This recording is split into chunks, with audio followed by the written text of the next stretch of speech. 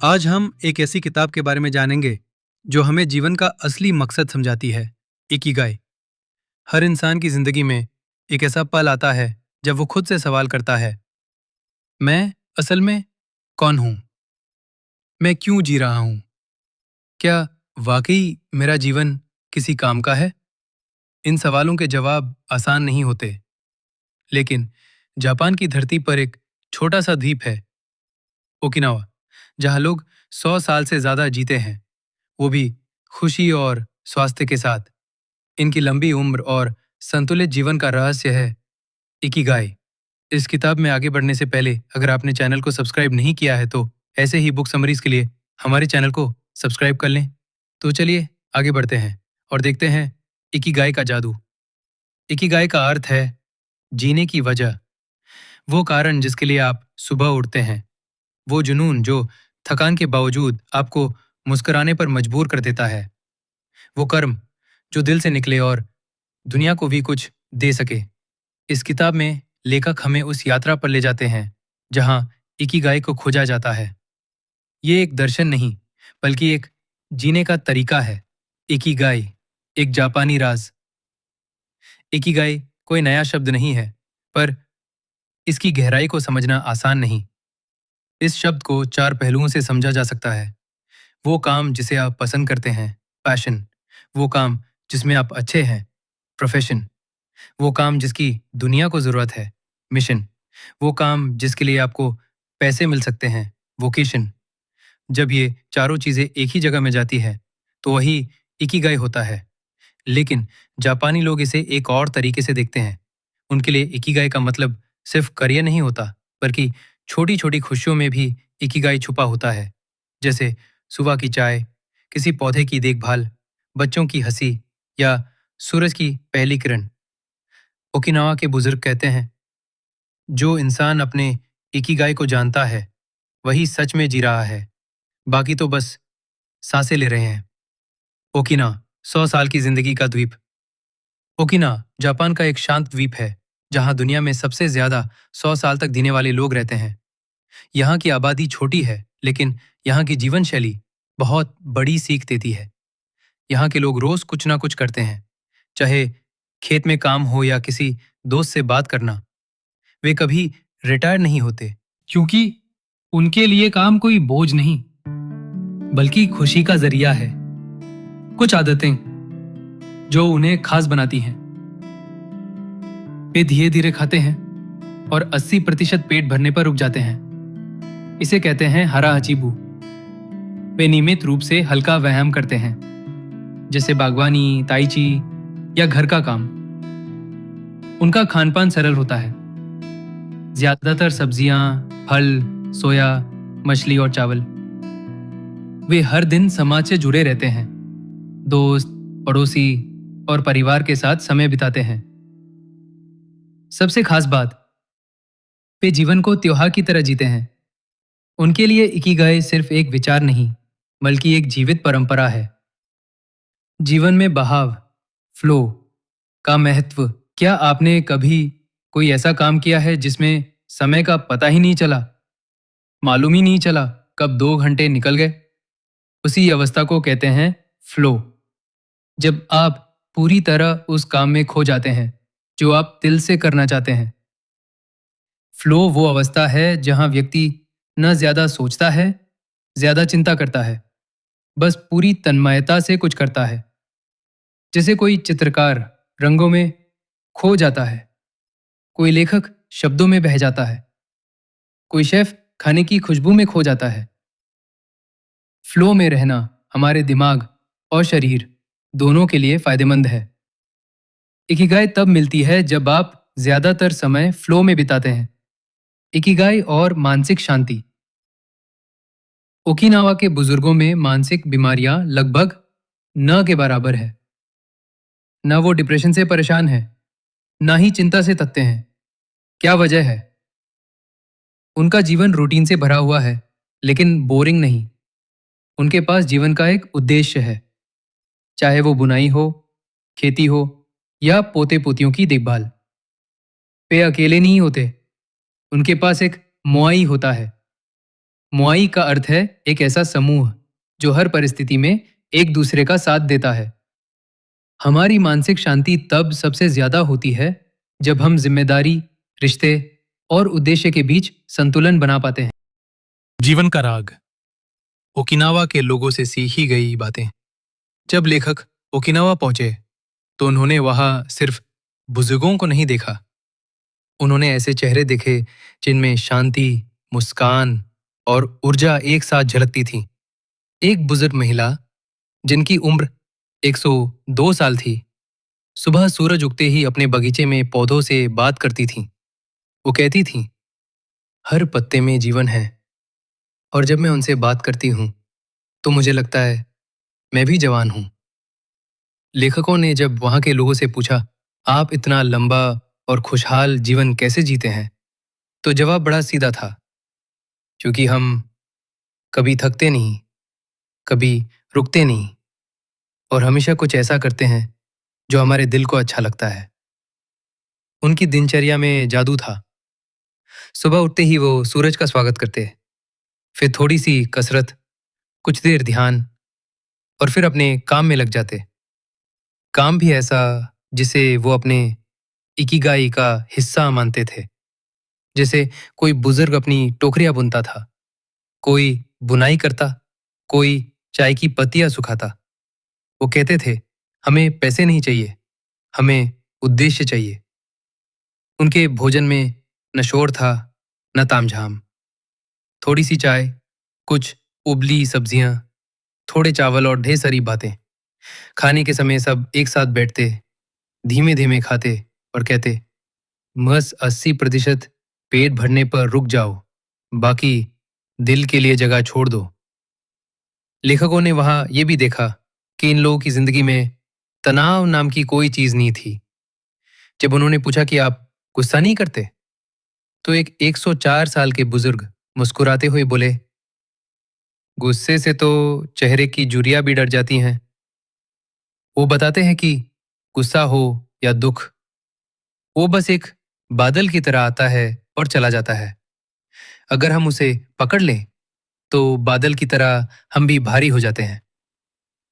Okinawa के लोग छोटे छोटे रीति रिवाजों में इकिगाई ढूंढ लेते हैं, जैसे किसी त्योहार की तैयारी करना, गांव की गली में बच्चों को कहानियां सुनाना, या किसी पुराने दोस्त के घर जाना। उनके लिए इकिगाई कोई किताब में छपा शब्द नहीं, वो हर दिन की जीवित भावना है। लेखकों को वहां एक खास शब्द सुनने को मिला, मोआई। इसका मतलब होता है साथियों का समूह जो हर मौसम में तुम्हारे साथ रहेगा। ये मोआई बचपन से बनता है और जीवन भर चलता है। जब कोई बीमार पड़ता है तो पूरा समूह उसके साथ खड़ा होता है। जब कोई दुखी होता है तो सब मिलकर हंसी की चाय पिलाते हैं। मोआई एक दोस्ती से बढ़कर रिश्ता होता है, एक ऐसा रिश्ता जो मानसिक और भावनात्मक सुरक्षा देता है। लेखकों ने महसूस किया कि शायद पश्चिमी दुनिया में सबसे ज्यादा जो कमी है वो मुआई की ही है। वहां के लोग मौत से नहीं डरते, वे कहते हैं हम मरेंगे, पर अपने इकिगाई के साथ। एक महिला ने कहा, मेरा इकिगाई है हर सुबह भगवान को धन्यवाद देना और अपने पड़ोसी के लिए कुछ पकाना। जब लेखक ने पूछा, आप ये रोज करती हैं, तो वो बोली, हाँ, जब तक सांस है इकिगाई है। इसका मतलब साफ है, इकिगाई उम्र का मोहताज नहीं, ये केवल दिल की सच्ची इच्छा से जुड़ा होता है। वही लेखक एक ऐसे बुजुर्ग से मिले जो शतरंज के शौकीन थे। उन्होंने बताया कि वे हर दिन कम से कम एक नया शतरंज का चाल सीखते हैं। उनका मानना था कि अगर दिमाग को हर दिन थोड़ा सा चुनौती दो तो वो कभी बुरा नहीं होता। तो क्या यही है इकिगाई का रहस्य, कि शरीर को गतिशील रखो, मन को जिज्ञासु और दिल को जुड़ा हुआ। लेखक धीरे धीरे समझने लगे कि हम चाहे किसी भी उम्र में हों, अगर हम अपने अंदर झांके और वो काम करें जिससे हमारे मन को शांति मिले, तो वही है इकिगाई। ओकिनावा की गलियों में चलते हुए एक बात साफ महसूस होती थी। वहां किसी के चेहरे पर भागदौड़ की छाया नहीं थी, किसी को जल्दी नहीं थी, कोई तनाव में नहीं था। लोग चलते थे जैसे समय उनके पीछे नहीं भाग रहा। बल्कि उनके साथ साथ चल रहा हो।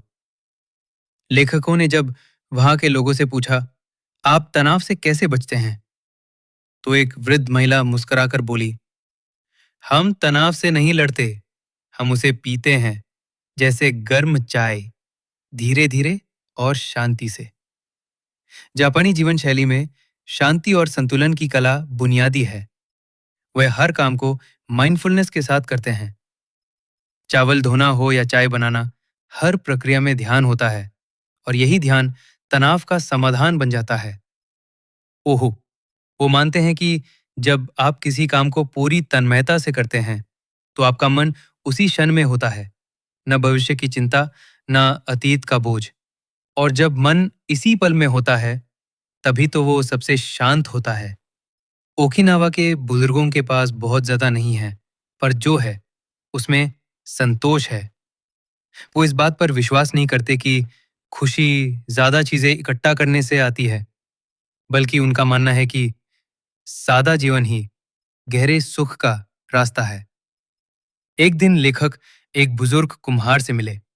उसने कहा, जब मैं मिट्टी को चाक पर घुमाता हूं, तब मेरा मन भी घूमता है। बाहर की दुनिया बंद हो जाती है और मैं मिट्टी में खुद को देखता हूं। यही मेरा इकिगाई है। इसी अनुभव को वैज्ञानिक फ्लो कहते हैं और जापानी इसे ज़ानशिन या पूर्ण ध्यान कहते हैं। जब आप किसी काम को बिना बटे हुए मन से करते हैं, तो आप उस काम में बहने लगते हैं और तभी तनाव पिघलता है। लेखकों को यह भी समझ आया कि तनाव से बचाव का एक और तरीका है, जीवन में लचीलापन। ओकिनावा के लोग चीजों को लेकर जिद्दी नहीं होते। अगर बारिश हो जाए तो वो शिकायत नहीं करते, बस छतरी खोलते हैं। अगर कोई काम बदल जाए तो वो उसे अवसर मानते हैं। वे मानते हैं कि जिंदगी कभी वैसी नहीं होती जैसी हम सोचते हैं, इसलिए उसे जैसी है वैसे ही अपनाना जरूरी है। एक वृद्ध महिला ने कहा, जब हवा तेज चले तो पेड़ झुक जाता है, अगर वो अकड़ जाए तो टूट जाएगा। इंसान भी अगर झुकना सीख जाए तो कभी नहीं टूटेगा। यहाँ एक और रहस्य सामने आता है। तनाव से बचने के लिए संबंधों का होना बहुत जरूरी है। ओकिनावा में कोई अकेला नहीं होता। हर व्यक्ति किसी ना किसी मुआई का हिस्सा होता है, जहां वो अपने सुख दुख साझा कर सकता है। आज की दुनिया में जहां लोग सोशल मीडिया पर हजारों दोस्तों के बावजूद अकेले हैं, वहां मुआई जैसे संबंध जीवन का असली सहारा बन सकते हैं। जब मन दुखी होता है, तो एक दोस्त की हंसी किसी दवा से कम नहीं होती। लॉल वॉल, जापानी लोग वाबी साबी के दर्शन को भी मानते हैं, यानी खूबसूरती को अधूरेपन और अस्थायी चीजों में देखना। एक टूटी हुई चीज को भी वो सोने से जोड़ते हैं। इसे कहते हैं किंसुगी। क्यों? क्योंकि वे मानते हैं कि टूटना बुरा नहीं है, टूटने के बाद जुड़ जाना ही असली कला है। इसी तरह जब इंसान अपने जीवन में टूटता है, चाहे रिश्तों से, असफलता से या किसी हानि से, तब भी वो जुड़ सकता है और उस जुड़ने की प्रक्रिया में ही उसका इकिगाई छिपा हो सकता है। लेखक कहते हैं कि इकिगाई को ढूंढना कोई एक बार का काम नहीं, ये एक यात्रा है जो हर दिन चलती है, जैसे कोई नदी जो हर दिन बहती है, हर पत्थर को चूमती है और फिर भी अपना रास्ता खुद बनाती है। ओकिनावा के बुजुर्गों ने जीवन को एक त्योहार की तरह जिया। हर दिन के लिए आभार, हर पल में संतोष और हर सांस में उद्देश्य। इकिगाई को अपनी जिंदगी में उतारना एक सरल लेकिन प्रभावशाली यात्रा। लेखक जब ओकिनावा से लौटे तो उनके मन में एक सवाल था, क्या हम जो तेज भागती दुनिया में जीते हैं, क्या हम भी इकिगाई को पा सकते हैं? सवाल बड़ा था, लेकिन जवाब उतना ही सहज निकला। हाँ, बिल्कुल पा सकते हैं। जरूरत है तो बस रुककर खुद से पूछने की, मैं क्यों जी रहा हूं? क्या ऐसा कोई काम है जो मुझे इतना पसंद है कि उसे करते हुए समय का भी पता न चले? इकिगाई कोई पहाड़ पर छिपा रहस्य नहीं है, वो हमारे भीतर है। कभी किताबों की अलमारी में, कभी किसी पुरानी हॉबी में, कभी किसी भूली हुई ख्वाहिश में। लेकिन हम रोजमर्रा की दौड़ में उसे अनदेखा कर देते हैं। इसलिए सबसे पहला कदम है धीरे चलना। सुबह आंख खुलते ही मोबाइल की स्क्रीन ना देखना, बल्कि खुद से मिलना, अपने अंदर झांकना और सोचना कि कौन सी चीज है जो मुझे सुकून देती है। कौन सा ऐसा काम है जो मैं थकने के बावजूद करना चाहता हूँ। इकिगाई वही है जो हमें थकाता नहीं, बल्कि हमें फिर से जिंदा कर देता है। लेखक बताते हैं कि इकिगाई को पाने के लिए कोई जादू नहीं चाहिए, बल्कि कुछ छोटे छोटे बदलाव ही काफी हैं। जैसे सुबह जल्दी उठना और दिन की शुरुआत शांति से करना। हर दिन कुछ ऐसा पढ़ना जो मन को अच्छा लगे। रोज थोड़ा समय उस चीज के लिए निकालना जिसे हम बचपन में करना पसंद करते थे, चाहे वो ड्राइंग हो, लिखना हो, गाना हो या कोई खेल। अगर वो काम हमें खुशी देता है, तो वही हमारा इकिगाई बन सकता है। दूसरी जरूरी बात, स्वस्थ शरीर में ही स्थायी इकिगाई बसता है। ओकिनावा के लोग हर दिन थोड़ी हलचल करते हैं। कोई जोरदार जिम नहीं, बस थोड़ा टहलना, बागवानी करना या हल्के व्यायाम। और सबसे बड़ी बात, खाना धीरे धीरे और संयम से खाना। हरा हची बू यानी पेट भरने से पहले ही रुक जाना। ये सिर्फ खान पान की आदत नहीं, बल्कि एक जीवन शैली है। ये सिखाता है कि हर चीज को संतुलन में रखो, खाना हो या काम, बोलना हो या सोच।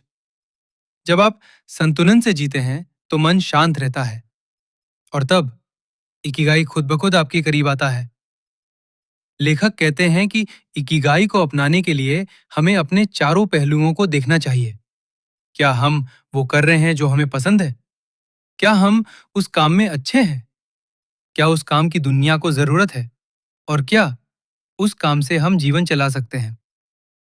अगर इन चारों सवालों का जवाब हाँ है, तो समझिए कि इकिगाई आपकी जिंदगी का हिस्सा बन गया है। पर जरूरी नहीं कि ये जवाब पहले दिन मिल जाए। इकिगाई की यात्रा धैर्य मांगती है। कभी कभी वो छोटी सी खुशी में छिपा होता है, जैसे किसी अजनबी की मदद करना, किसी जानवर को खाना खिलाना, किसी बच्चे को कुछ नया सिखाना। इकिगाई किसी एक बड़े काम का नाम नहीं, बल्कि छोटे छोटे अर्थपूर्ण कार्यों का जोड़ है। एक बुजुर्ग कारीगर ने लेखक से कहा था, हर दिन मैं एक नई चाय की प्याली बनाता हूँ। उसी को सुंदर बनाने में मेरा इकिगाई है। मैं जानता हूँ, मैं कोई मशहूर इंसान नहीं हूँ, पर मैं हर दिन कुछ अच्छा बना रहा हूँ। यही मेरे जीने की वजह है। तो क्या हम भी ऐसे छोटे छोटे काम नहीं कर सकते जो किसी के चेहरे पर मुस्कान लाएं? क्या हम हर दिन किसी को थोड़ा सा बेहतर महसूस नहीं करवा सकते? इकिगाई का मतलब है वो चीज जो हमें ये एहसास दिलाती है कि आज का दिन व्यर्थ नहीं गया। जीने की कला, इकिगाई को रोज की जिंदगी में बनाए रखना। जब लेखक ने ओकिनावा छोड़ा, तो उनके मन में हल्का सा डर था। क्या हम अपनी दुनिया में लौट कर भी ये सब जीवित रख पाएंगे? और जवाब था हाँ, अगर हम चाहें तो जरूर। इकिगाई कोई बाहरी वस्तु नहीं जो सिर्फ जापानी संस्कृति में मिलती हो। वो एक भीतर की लो है जो हर इंसान के भीतर होती है। बस जरूरत है उसे हवा देने की, रोज थोड़ा थोड़ा। शुरुआत करनी होती है अपने जीवन के प्रति सम्मान से। हम कितनी बार खुद से पूछते हैं, मैं क्यों जी रहा हूं? और जब जवाब ना मिले, तो सोचते हैं कि शायद ये सवाल ही गलत है। लेकिन यही तो सवाल है जो हमें जिंदा बनाता है। क्योंकि जब हमारे जीने की वजह साफ होती है, तो हर सुबह खास लगती है, हर काम में आत्मा होती है, और हर रात चैन से सोने को मिलती है। इस व्यस्त दुनिया में जहां हर कोई जल्दी करो के मंत्र से जी रहा है, वहां इकिगाई हमें धीरे जियो सिखाता है। ओकिनावा के लोग घड़ी नहीं देखते, वो मौसम और सूरज को देख के जीते हैं। वे योजना नहीं बनाते, वो बस एक सुंदर दिन बनाते हैं। और सबसे खास बात, वे अपने आसपास के लोगों को भी उसी ऊर्जा से भर देते हैं। अगर हम भी अपने जीवन में इकिगाई को बनाए रखना चाहते हैं, तो हमें 5 चीजें रोज करनी होंगी। हर दिन कुछ ऐसा करना जो हमें अच्छा लगे।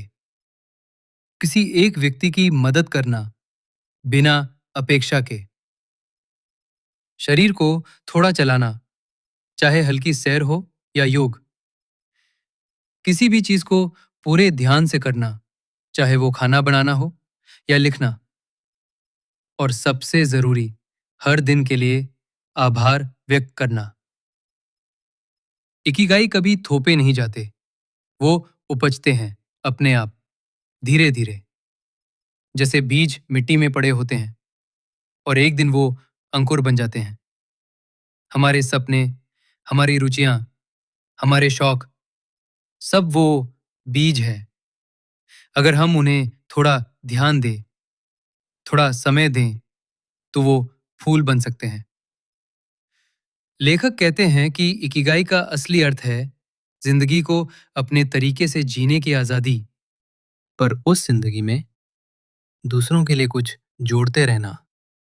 क्योंकि अगर इकिगाई सिर्फ हमारे लिए है, तो वो अधूरा है। पर अगर उसमें किसी और की मुस्कान भी जुड़ी हो।